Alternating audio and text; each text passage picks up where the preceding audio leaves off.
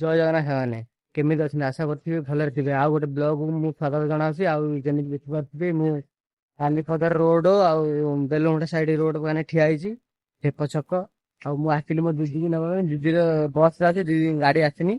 ଆଉ ଯେମିତି ଦେଖିପାରୁଥିବେ ପୁରା ଫାଙ୍କା ପଡିଛି ରୋଡ, ପୁରା ଖରା।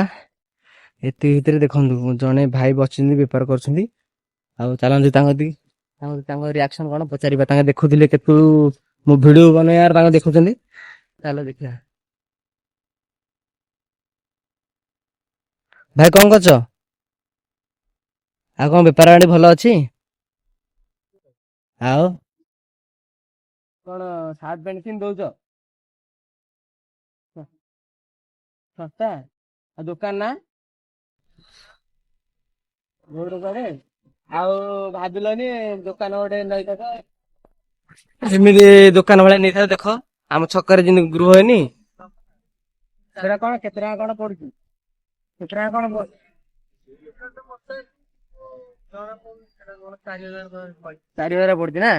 ହଉ ଦେଖିବା। ତମେ ଭାଇ ତମ ନାଁ ଟା? ପ୍ରିୟବତ।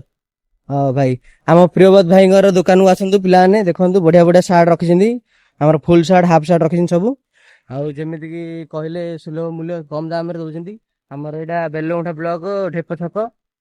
ଆସନ୍ତୁ ଭିଜିଟ କରନ୍ତୁ, କମ ଦାମରେ ନେଇକି ଯାଆନ୍ତୁ। ଦେଖିପାରୁଥିବେ ପବ୍ଲିକ ସେତେ ପୁରା ଟାଣ ଖରା ହଉଛି।